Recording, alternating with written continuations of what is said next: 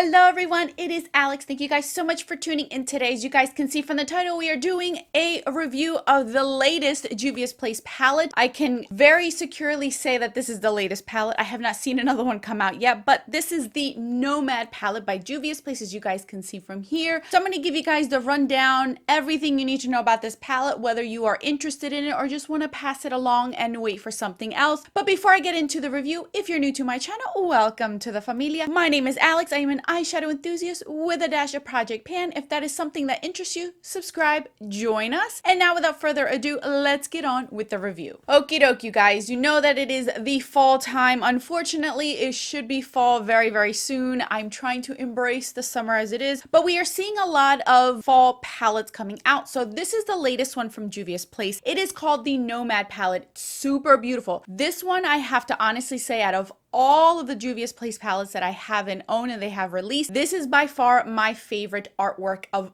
every one that have come out. I love this one. It's my favorite one. So this one's a 9-pan palette. It is $15. Currently, as I am filming this video, it is out of stock, but I am pretty sure it'll come back. The reason why it is $15 is because the pans are a lot smaller than your normal ones, but you're still getting 9 ones in here. So I'm going to compare it to one that is 9-pan, but it is bigger. This is the Tribe one. As you guys can see, there are a difference. There is a difference. There is a difference between the size of the pans, as you guys can tell. So that's why this one's $15. Typically these are about $20. So you're saving yourself $5, plus you can use an affiliate code to get 10% off, I believe, and that will help the price go down a lot more with shipping and taxes and everything. So this palette, as you guys can see, it is truly a fall palette. It screams fall. It is super, super beautiful. There is nothing exactly like it in any of the Juvia's Place palettes that I do own. I have gone through them. I have pulled out 2 of them that have maybe similar shades that could be same vibe. So if you already own those other ones, you may want to skip out on this one. So in this palette, you are getting 5 mattes, and then the rest are either a satin or a matte with glitter in it, and then you get your 2 metallics here in the center. I am wearing this on my eyes today. I will show you the demo that I did create with this one, but I have been playing around with it a lot. This one, for the first time, I have found a formula that Juvia's Place has never done before, to be honest with you. First and foremost, let's start out with this one. This is a metallic-y shade, but this one is not as dry feeling and as thick as your normal Juvia's Place metallic shadows. This one kind of has some glitter infused in it, so it makes the shadow a little bit more crumblier and less packed in there, which makes it a little bit easier to pick up with your brush, but you will get fallout with it. I would recommend start out slow with this one. I have used this one all over the lid, and I did notice that when I thought it was like your normal Juvia's Place one where I could just use it with my finger or with a brush, but I put on too much on my finger, and then when I placed it on my lid, I noticed that I did have fallout because the shadow is softer and more of a different texture to it. It does have some glitter to it. I am wearing it in my inner corner, and again, when I put my brush in here, I had to be gentle with it versus how I normally am with the Juvia's Place shadows. So that's the first thing that I did notice with this palette. It's something new. Unless they pressed it differently or actually put glitter in it, it is definitely different from your normal ones that you have seen. The other thing that I did notice is this is the first time that they are putting mattes with glitter in it, and it has made the matte feeling of their shadows so much more softer and silkier. This one right here looks like a matte, but it is not. If you look really close, it has very, very fine glitter flexes in it. You can't tell when you are looking at it. When a heavy swatch you can, but on the eyes you will not notice that at all. You will see it as a flat matte, but it is a different formula. It's a lot softer, it's not as dry, and it actually goes on the skin a lot more smoother than their normal matte, which is a shocker to me. And this is the other one that has some glitter to it, and it's a lot softer than your normal Juvia's Place mattes,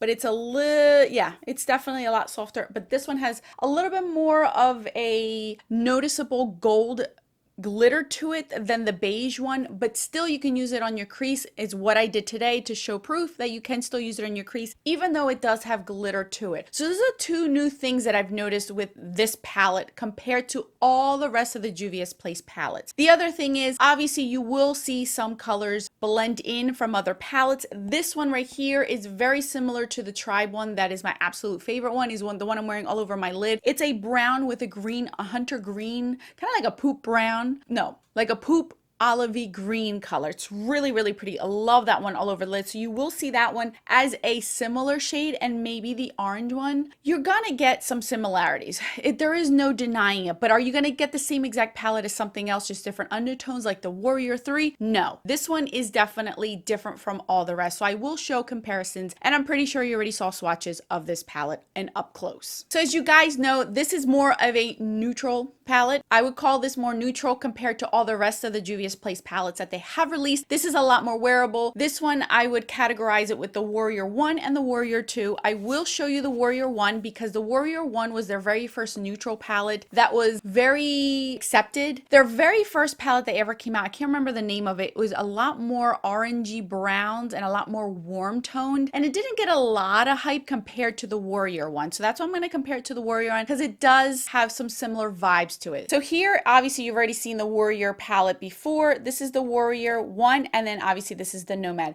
So you guys can see you're getting similar vibes, but you're getting different shades. So if you felt like the Warrior 1 was too neutral for you, you wanted a little bit more pops of colors, different shades, more fall-esque, then the Nomad one would be one for you, because you are getting shades that are not brown, but they're green. Like, this is the only true matte dark chocolate brown you're going to get. This one and this one have brown to them, but they still have some sort of green element under them. So you're still getting more greens than browns in this palette versus this one. The other palette that I did want to share with you guys, obviously, is the Tribe one, because the Tribe one I feel like is the most fall type of vibe that they have came out with. So if you put these two together, you're going to see now you're getting more of the greens in the Tribe one, of more vibrant greens and blues, but in here you're still getting more of a neutral feeling with some color into it. So I do like that. These are the two closest that I could find in the collection that resembled the most out of this,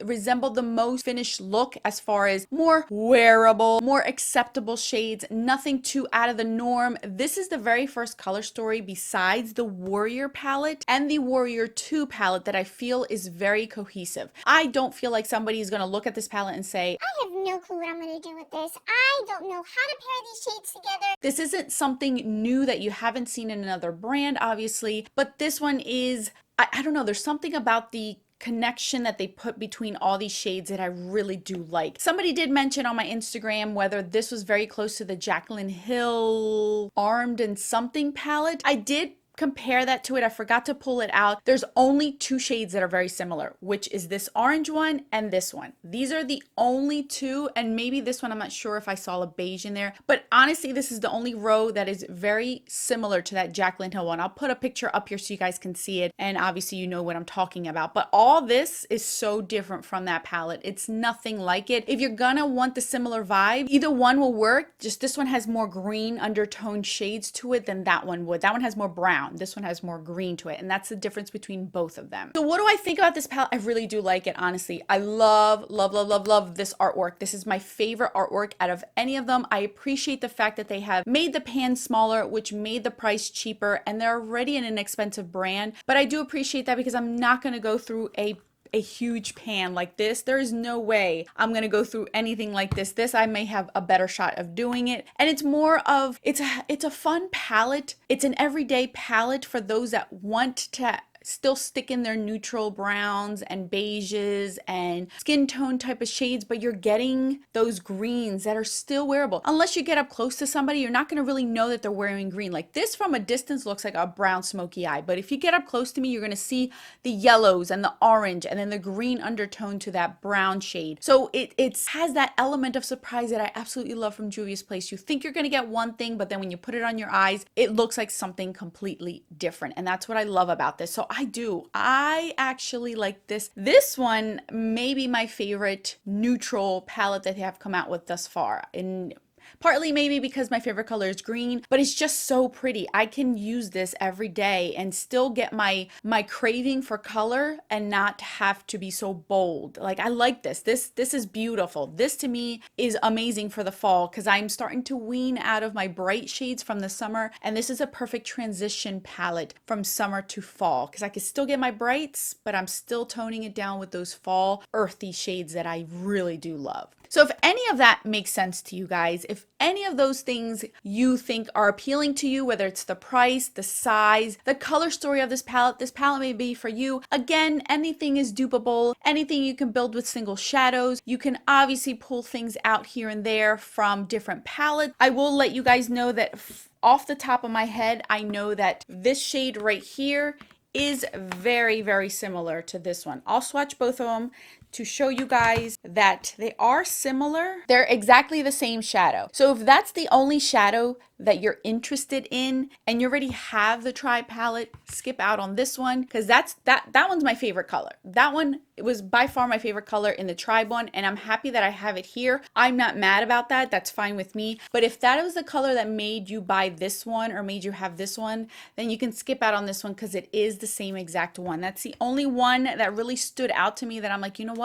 That might be a super unique shade that somebody may be interested in that they may already have in a different palette. So that's the one shade that I will say is exactly the same from the Tri palette. Other than that, you could probably pull out different ones. You could probably find these orange and yellows in other palettes that they have, but that's the one that I feel like is unique. One last thing before we get into the demo, I did want to mention that this palette does not have any names. Very few and far between do their palettes not have names, and there's a few that they have released that do not have names, and this is one of them that they did not add names to. The Tribe one has names on it. If you have noticed, it does have names, and then the Warrior palette also has names, and those are the two that I feel are the closest to this one. So the Nomad one does not have any names as far as the shadows. So let's get on with the demo. First and foremost, I started out with the top row yellow shade. That one has sparkle to it, but if you put it on a fluffy brush, blend it into your crease, you will not see any glitter flexes. Tap off your brush and you should be good to go. Then I went ahead and got in with that orangey rust shade. That is so beautiful. One of my favorite shades out of here as well. That one I put it on my outer V and then blended it into my crease to blend in the yellow and the following shade. Then all over the lid, I grabbed a fluffy brush and used that favorite beautiful green, khaki, brown type of shade at the bottom. That's one of my favorite shades overall. It's so beautiful all over the lid. It gives you a different dimension. And then for the lower lash line, I went in with the yellow and the orange, blended those two together,